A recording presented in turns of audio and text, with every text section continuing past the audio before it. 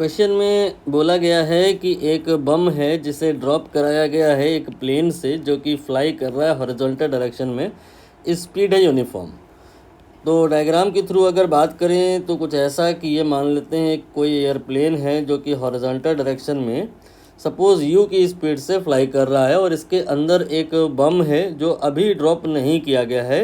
मान लेते हैं कि ये बम अभी जो है प्लेन के अंदर ही है और जो प्लेन है जो उसके अंदर बम है वो सब सेम स्टेटस पे है, दोनों ही मतलब आप कह सकते हो यू की स्पीड से हॉरिजॉन्टल डायरेक्शन में ट्रेवल कर रहे हैं। ये है प्लेन, ये है बम। बम प्लेन के अंदर है लेकिन समझाने के लिए मैंने उसे बाहर कर लिया है और अभी दोनों सेम सिचुएशन पे हैं। नाउ इसके बाद में बम जो मान लो प्लेन से हमने बाहर निकाल लिया और अब हमने क्या किया, इसको ड्रॉप कर दिया।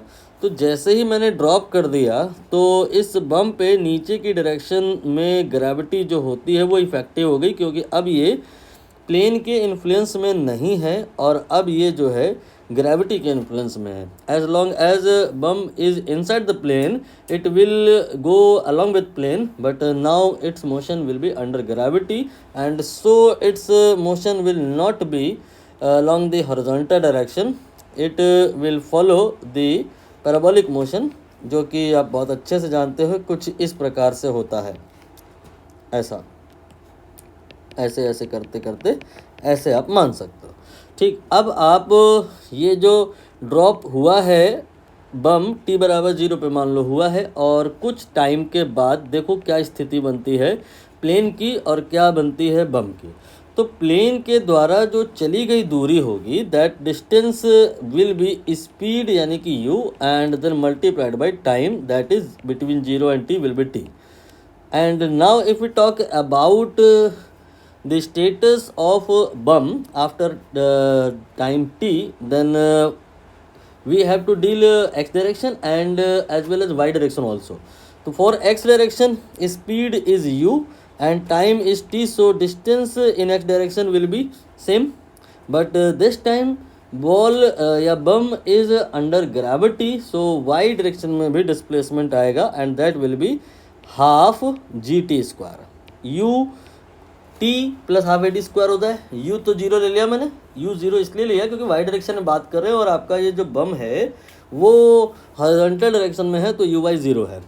तो यहाँ पे एस एक्स और एस वाई दोनों आया है, यहाँ पे एस एक्स आया है और एस वाई 0 है। अब आप नोटिस करो कि आफ्टर टी टाइम मतलब हॉरिजॉन्टल डायरेक्शन में जो डिस्टेंसेस कवर हुई हैं चाहे वो प्लेन के द्वारा हो और चाहे वो बम के द्वारा हो इक्वल है। इसका मतलब टी टाइम के बाद जो ये बम है ये प्लेन के ठीक नीचे ही होगा और टी की वैल्यू कोई भी हो सकती है। इसका मतलब जो अगर कभी एक्सप्लोजन हुआ in future that will always be below the plane. Now आप यहाँ पर समझ पा रहे हो कि जो अंतर आया है that difference only in S Y में ही अंतर आया है और यही अंतर आएगा जो अगर हम इस प्लेन को बिगिनिंग से मान के चलें यूनिफॉर्म स्पीड में but not horizontally. If we assume initially plane not going in horizontal direction, it is suppose going with some velocity which is angled from horizontal, suppose theta, then what difference will come? Only the difference will come in sy, still sx remains same.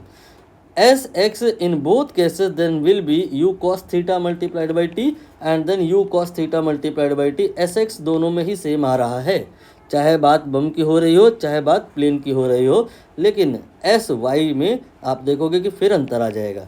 यहाँ पे जो S Y आएगा इस बार 0 नहीं आएगा, वो आएगा u sine theta multiplied by T और यहाँ एस वाई जो आएगा वो कुछ और आएगा। जो भी आएगा एस वाई में अंतर आया, एस एक्स में नहीं आया, जो इंश्योर कर रहा है कि explosion will always just below the plane.